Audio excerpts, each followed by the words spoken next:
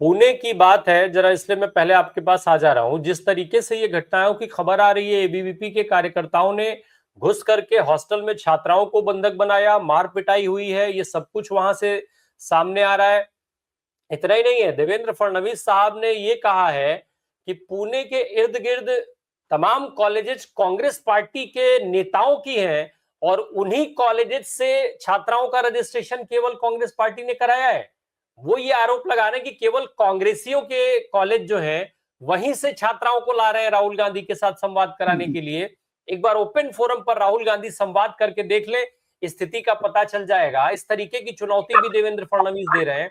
इस बीच में एक और अनाउंसमेंट देवेंद्र फडणवीस साहब ने कर दिया है कि अब वो कुछ छात्राओं को 2-2 हजार रुपए दिए जाएंगे और फिर वो जेनजी को कनेक्ट करने के लिए क्या और भी वो कई सारी स्कीम्स लाने की बात उन्होंने कर दी है। तो क्या कुछ चल रहा है? छात्रों की गूंज के कार्यक्रम होने से पहले सरकार तो अलग टाइप की एक्टिव दिख रही है। बिल्कुल प्रकाश सर। राम भाई, देखिए, ऐसा है, आपने जो बात बोली है पूना के जो अभी होने वाली है उनकी सभा, तो उसके ऊपर से सारा बवाल उठा है। पहले तो भाजपा ने उसको रोकने की कोशिश किया, पुलिस वालों ने बोला नहीं आप ले नहीं सकते, राखी का त्योहार है और क्या क्या बहाने बताए, लेकिन फिर भी उनको मजबूरन वो देनी ही पड़ी, क्योंकि एकंदरित एक रिपोर्ट जो आया था, मैंने 8 दिन पहले भी यही जब विषय पहले निकला था उस समय पे भी मैंने बोला था कि चाहे कुछ भी रोक ले, कितना भी रोक ले, वो पुणे के स्टूडेंट्स है और मैं नहीं समझता हूँ कि 2 लाख के नीचे स्टूडेंट्स वहां आएंगे तो पुलिस क्या, अच्छा स्टूडेंट्स रहते तो बात अलग थी, लड़कियां आने वाली है, देखो ध्यान में रखिए। तो ये तो कैसा था कि ये होना चाहिए था कि पुलिस वालों ने उनको रोकना चाहिए था। लाख लाख 2-2 बच्चे आ रही है, पुलिस उनको वापिस से उसी तरीके से जंतर मंतर के तरीके से डंडे मार रहे हैं, कील ठोक के डंडे मार रहे हैं, गाली गलौज कर रहे हैं, उनके कपड़े फाड़ रहे वगैरह, तो बस काम खत्म था। मैं नहीं समझता कि फिर उसके बाद में 2-3 दिन के बाद में ये सरकार सत्ता पे टिकी रहती थी। आक्रोश तो आने वाला है ना, एक बात ध्यान में रखिए। लेकिन जब इनको इसका पता लग गया कि बच्चे रुकने वाले नहीं है, क्योंकि ये जेन जी है और जितने छोटे बच्चों के ऊपर ये लोग करेंगे, देखिए आप पे और मुझे डंडे मारे तो वो तो कोई बड़ी बात नहीं, वो तो किसानों के ऊपर भी लाठीमार वगैरह होता है और क्या क्या नहीं होता है, पानी की बौछारें छोड़ी जाती है। लेकिन ये सारा माहौल बिगड़ा क्यों? जंतर मंतर पे जिस तरीके से बच्चों पे ये सारा किया ना, उसके कारण उनके यानी उनके जो माँ बाप, जो हालांकि हार्डकोर, कई लोग ऐसे थे कि उनके माँ बाप जो है वो हार्डकोर वर्कर थे भाजपा के, आरएसएस के, लेकिन उसके बाद में भी उनकी भावना आहत हो गई है और उसके बाद में अब तो उन्होंने कसम खा ली कि अभी हम जिंदगी में भी भाजपा को, आरएसएस को वोट नहीं करेंगे। तो उसी तरीके से ये जो बच्चे आने वाले हैं आज, मैं नहीं समझता हूँ, ये तो अभी ठीक है, इनको तो कुछ ना कुछ बोलना जरूरी है कि ऐसा है वैसे है, सिर्फ कांग्रेस वालों की कॉलेजेस के बच्चों को ये किया। भाई अगर आप में दम है तो एक काम करिए ना, मेरा तो यही कहना है भाजपा और आरएसएस वालों को कि एक आपसे भी सभा लेके बताइए इसी तरीके से, तो पता लगेगा। देखिए मोहन भागवत को भी सभा लेनी पड़ी, लेकिन एक हॉल में लेनी पड़ी, लिमिटेड लोगों के सामने, बच्चों के सामने लेके लेनी पड़ी और वो भी मैनेज करनी पड़ी सारी की सारी, कौन क्या पूछेगा, कौन क्या करेगा, और जिस तरीके से भागवत जी ने बोला उस तरीके से वो तो सारा सबके सामने ही है। एक सभा इन्होंने जिस तरीके से राहुल गांधी ओपन मंच पे लेता है, जिस तरीके से इसने अभी तक के 2-3 जगह पे लिया राहुल गांधी ने, शायद मेरे ख्याल से वो कहाँ इलाहाबाद में या दिल्ली में वगैरह, इस तरीके से सारे कई कॉलेजेस में जा रहा है ना। अभी राहुल गांधी तो कैसा है, तो एकदम टोटल क्या बोलेंगे, ओपन मंचों पे जाने वाला, खुले स्टेज पे जाने वाला आदमी हो गया है। और जिस तरीके से लोगों की भीड़ उमड़ पड़ रही है राहुल गांधी के साथ में, तो ये बात तो जरूर है। देखिए इसके लिए 2-3 बातें भी है राम भाई। वो एक पहली बात तो ये है कि ये एंटी इनकम्बेंसी भी है, अभी 10-12 साल इनको हो गए। एक दूसरी बात में क्या है कि इनकी सारी करतूतें सामने आ गई, वो राम का मंदिर हो या कुछ हो, यानी कहने बोलना क्या बोले, करनी और कथनी का जो फर्क है वो तो लोगों के ध्यान में आ गए। ऐसे छोटे बच्चों के सामने और इनके सामने आ गया, ऐसी तो बात है ही नहीं, सभी के सामने आ गए कि इनका बोलना क्या है, करते क्या है। इधर नाम किसानों का लेंगे, किसानों के ऐसी की तैसी करेंगे, नाम ये लेंगे, भारत को मजबूत करेंगे। और आज आपको मालूम है इन्होंने 10 लाख टन तो शक्कर आयात कर ली। अभी मुझे बताइए इससे लोगों के ऊपर, किसानों के ऊपर परिणाम क्या होगा? अभी तो मैं तो ये छोड़िए, किसान छोड़िए, क्या बोलते, बच्चे छोड़िए जो बोल रहे हैं ना, तो इन्होंने अभी किसानों का एक ये लेके बताना भाजपा वालों ने और आरएसएस वालों ने एक मीटिंग किसानों की खुले मंच पर और ओपन ग्राउंड के अंदर लेके बताना, और वहां पुलिस नहीं चाहिए, पुलिस नहीं चाहिए। नहीं तो एक आधा आदमी खड़ा होता है, फिर उसको किस तरीके से पुलिस उठा के फेंकती है। मैं नहीं समझता कि कोई भाजपा के और आरएसएस के आदमी को कोई किसान बोलने देगा। इतनी बुरी अवस्था आज किसानों की है। तो ये क्या है इसके अंदर कि ये बोलने के लिए इनको कुछ भी बोल सकेंगे। लेकिन कैसा है, मैं आपके अभी माहिती बताता हूँ। हमारे महाराष्ट्र के अंदर अभी एसआईआर चला, तो एसआईआर के अंदर अभी महाराष्ट्र के अंदर करीब करीब मैं समझता हूँ कि 9 करोड़ लोग वोटर है। 9 करोड़ में से 2 करोड़ वोटर्स इन्होंने निकाल दिए भाई। 2 करोड़ वोटर एसआईआर से गायब हो गए। हमारा अकोला जिला, अकोला शहर जिसमें मैं रहता हूं, उसमें से करीब करीब 27,000 वोट निकाल दिए। नहीं 27,000 नहीं जी, 97 कितना है, 2 लाख। 2 लाख वोट तो अकोला जिले से निकला। 2 लाख का मतलब है ये विधान परिषद की करीब करीब 2 कॉन्स्टिट्यूशन, समझिए आप। तो 2 कॉन्स्टिट्यूशन के वोट ही इन्होंने गायब कर दिए। अब मुझे बताइए, इतने अगर नाम गायब होते हैं, और ये क्यों, जरूरत क्या है इस तरीके से एसआर करने की। और एसआर के अंदर उन्होंने जो सबसे अहम सवाल पूछा है किसी भी आदमी, भाई आपने 2002 में कहां वोट किया था। अरे भाई वो 2002 का क्यों पूछ रहा। 2002 के बाद में 2007 में वोटिंग हुआ, उसके बाद में 2012 में हुआ, उसके बाद में 2014 में हुआ, 2019 में हुआ, 2024 में भी हुआ। तो इसमें से कोई भी 2-3 पकड़ो ना। नहीं, सिर्फ 2002 का ही चाहिए। और आपने नहीं किया होगा, आपके फादर ने कहा किया होगा। अभी मुझे बताइए कि यानी आपका क्या चाहिए, सरकार का या चुनाव आयोग का ये चाहिए कि भाई किसी भी तरीके से वोटर की लिस्ट जो है, ये इसका एक वोट जो है बर्बाद नहीं होना चाहिए। तो वो उसके जगह पे किसी भी तरीके से इसका वोट नहीं पड़ना चाहिए। अगर इस तरीके से अगर चुनाव आयोग काम करेगा तो यही होगा जो महाराष्ट्र में 2 करोड़ हो गए। इसके पहले आपको भी मालूम है, पश्चिम बंगाल के अंदर करीब करीब 1 करोड़ लोग उन्होंने जाहिर करवा दिए या बात करवा दिए। यही तो रोना चल रहा है ना। और ये क्यों करने का काम पड़ रहा है इनको, क्योंकि इनको मालूम है जो वोट हुए है।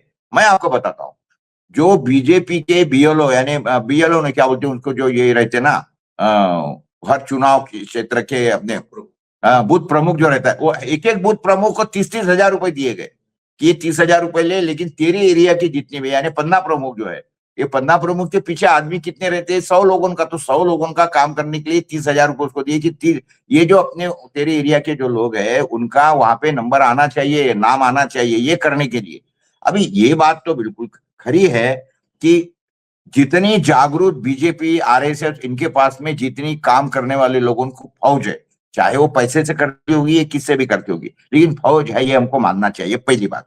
दूसरी बात में, ये देश का जो वोटर है ये पूरा सोएवा, इसको कोई लेना देना नहीं है, क्योंकि उसके पीछे भी बहुत से कारण काम लगा दिए। तीसरी यह विषय है कि जो विरोधी पार्टी है कांग्रेस, उनके तो कोई ग्राउंड पे आदमी दिखता नहीं है।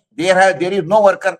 कांग्रेस के अंदर तो सारे नेता ही नेता है भाई, नेताओं की कमी नहीं। अगर आप बोलेंगे ना नेता कितने हैं कांग्रेस में, तो मैं ऐसा समझता हूँ कि अगर 2 लाख वोटर होंगे ना, 1 लाख तो आपको नेता मिल जाएंगे कांग्रेस के उपचुनाव क्षेत्र के अंदर। ऐसी तो परिस्थिति है, जिनका ग्राउंड में कुछ काम नहीं है, जो कि बीजेपी आरएसएस का काम दिखता है। अभी वो उनके लोगों के लेके एसआईआर में नाम अगर ये करवा रहे तो उनकी गलती थोड़ी है, वो तो उनका काम ही है। लेकिन इससे सबक सीखती नहीं है विपक्ष। यही इसी कारण ही तो भाजपा का सत्ता पे आ रही ना। कोई भाजपा बहुत अच्छी काम करती थी इसलिए नहीं है, लेकिन कांग्रेस के तरफ जो नैरेटिव फैला गया 2013 में, इसलिए लोगों को लगा कि भाई ये इससे नहीं इससे अच्छी दे दो, वो आ गए। और उसके बाद में जो 14 साल में काम हुए, तो भाजपा इसलिए सत्ता में नहीं है कि बहुत अच्छी पार्टी है। वो पार्टी इसलिए एक सत्ता में है क्योंकि विपक्ष से बिल्कुल टोटल कमजोर है और बिल्कुल उसका कोई एग्जिस्टेंस दिखता नहीं है। यही मेन बात है राम भाई। प्रकाश सर। राम भाई देखिए, उसके अंदर सबसे बड़ी तो घोषणा मुख्यमंत्री ने ये की है कि हम जल्द ही बच्चों को 2,000 रुपए पॉकेट मनी देंगे। अभी आपको भी मालूम है, कोई भी बच्चों को आज के घड़ी के अंदर 2,000 रुपए तो पॉकेट मनी डेफिनेटली कोई आदमी दे नहीं सकता कुछ छोड़ के। लेकिन ऐसा है कि जिस देश के अंदर बहनों के नाम पे 1,500 रुपए दिए जाते हैं। अभी मैं आपको बताता हूं कि ऐसे कई घर है कि जिनके घर में रोज के 20,000 रुपए जाते हैं। एक घर के अंदर समझ लो 4 अगर महिलाएं हैं, तो 1,500 रुपए के हिसाब से तो 6,000 ये चले गए। बूढ़े माँ बाप है तो वो कोई वृद्ध की इनके लिए, बुजुर्गों के लिए कोई ये है तो 6-6 हजार रुपए उसके मिल जाते हैं। उसके बाद में किसानों के नाम पे जो है महीने के ₹500 पर मंथ, ₹1000 पर मंथ वो मिल जाते हैं।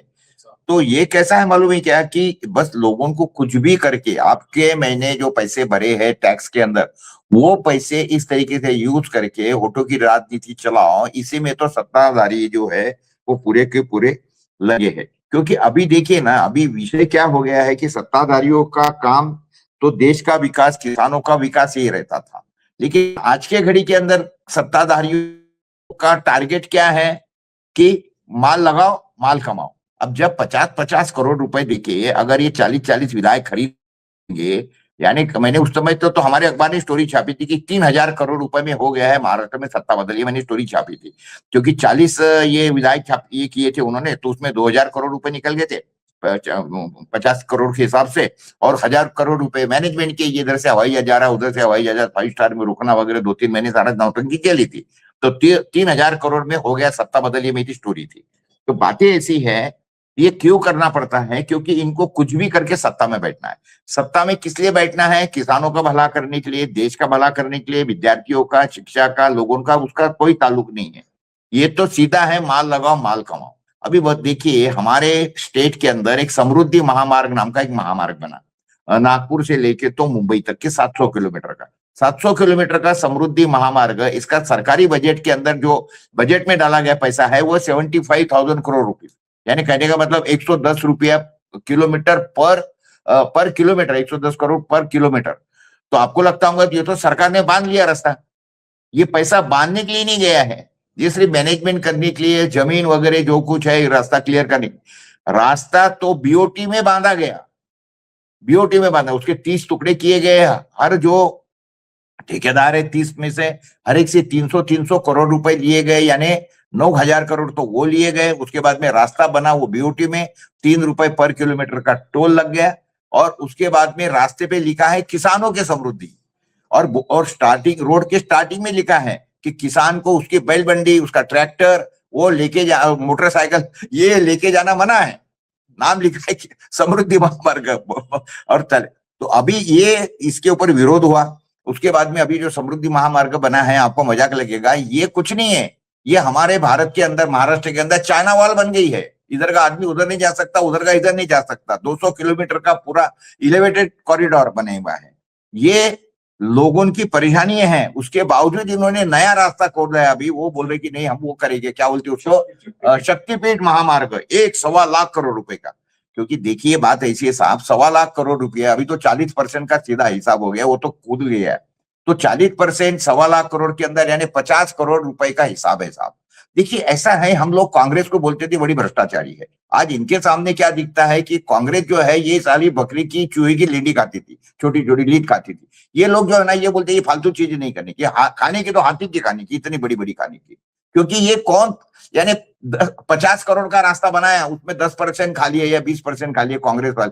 कांग्रेस वालों की औकात कहां तक की थी, उसको बोलते ना कि वो क्या बोलते सरडा है, उसको क्या बोलते हमारे तरफ, वो उसकी सरड्याची धाव कुंपणापर्यंत, यानी जो ये रहता है ना गिरगिट, गिरगिट ज्यादा छलांग का मारेगा तो वो कंपाउंड के ऊपर जाएगा।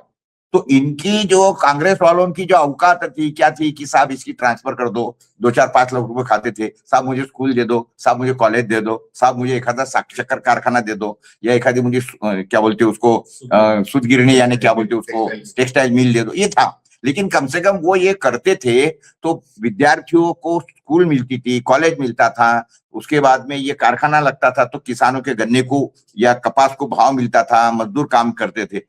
बीजेपी वाले बोलते ये सारे फालतू काम है, ये नहीं करने के। वो बोलते कि माल कितना कमाना उतना बोलो काय में मिलेगा, इसीलिए ऊंची ऊंची उड़ाने। हमारे आप नागपुर में जाइए ना, जो जगह के ऊपर पहले 1 मंजिल की इमारत थी एयर इंडिया की, इसके अंदर वहां पे अभी 40 मंजिल की या 35 मंजिल की इमारत बन गई है। यानी ये मुझे तो सारा का सारा एफएसआई वगैरह का सारा गणित समझने के बाद में भी आज तक के मेरे ध्यान में नहीं आया कि इसको इन्होंने कौन सा क्राइटेरिया लगाया होगा कि उसके ऊपर 35 करोड़ की बिल्डिंग। अभी वो छोड़िए, प्रेस क्लब के नाम पे मिली हुई बिल्डिंग, जगह मिली हुई, ₹1 में उनको सिर्फ वापरने के लिए दी हुई गवर्नमेंट का बिल्डिंग, वो उन्होंने जाके एक बिल्डर को दे दिया। और वो बिल्डर उसके ऊपर अभी 30 मंजिला इमारत बना रहा है, उसके अंदर प्रेस क्लब वालों को 9 मंजिले देने का ठेका हुआ है, और वो सारी की सारी जो है क्या बोलते हैं उसको मैनेजमेंट वाला विषय चल रहा है। प्रेस क्लब के अंदर एक भी इसका काम वहां होता नहीं है, क्या बोलते हैं उसको, पब्लिक यूटिलिटी का। वहां शराब और ये सब चलता रहता है रात को, और वो गवर्नमेंट का बिल्डिंग दे दिया। अभी अभी क्या बोलेंगे आप इस सारी चीजों को?